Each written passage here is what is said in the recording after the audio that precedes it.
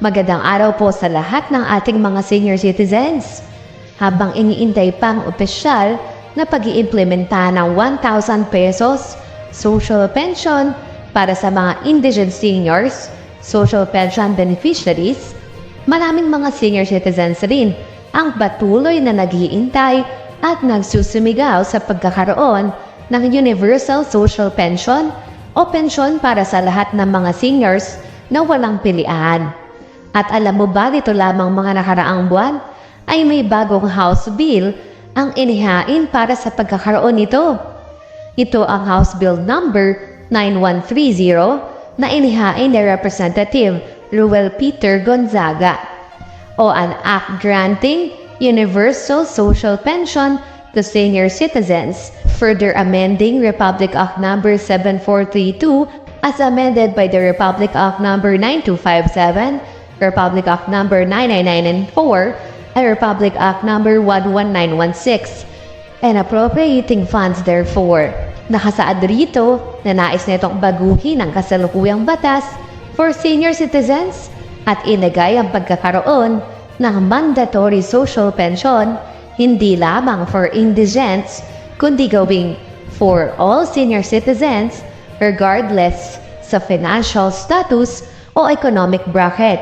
Ibig sabihin, kahit anong katayuan pa sa buhay ay dapat magkaroon.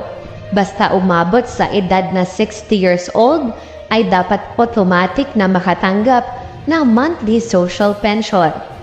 Ang mandatory social pension na nais nitong maibigay kung maisa sa batas ay hindi bababa sa 1,000 piso sa unang taon ng implementasyon at dapat ay tumaas sa hindi hihigit na 3,000 pesos sa mga susunod na taon. Kung papayagan ng budget upang masuportahan ang pang-araw-araw at medikal na pangangailangan ng mga senior citizens.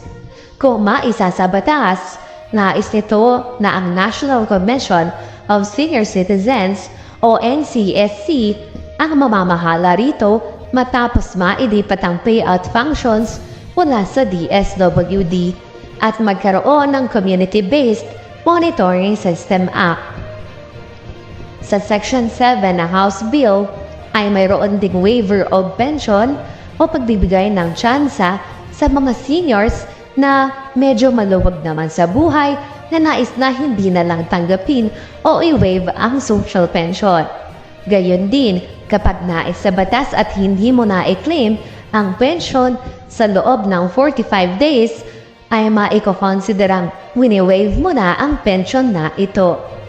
Sakaling maaprubahan bilang batas, ang IRR o Implementing Rules and Regulations ay dapat na magawa sa loob ng 30 araw matapos maisa batas. Ano po ang masasabi nyo sa bagong panukalang batas na ito para sa universal pension? Sana'y ito ay mabigyang pansin kaagad dahil napakatagal na ring ipinaglalaban ang pagkakaroon ng universal pension for all senior citizens. Sa ngayon, mag-aantay pa tayo sa mga susunod na updates tungkol sa usad ng House Bill na ito. Sa muli po mga lolo at lola, hindi pa po ito batas, panukala pa lamang.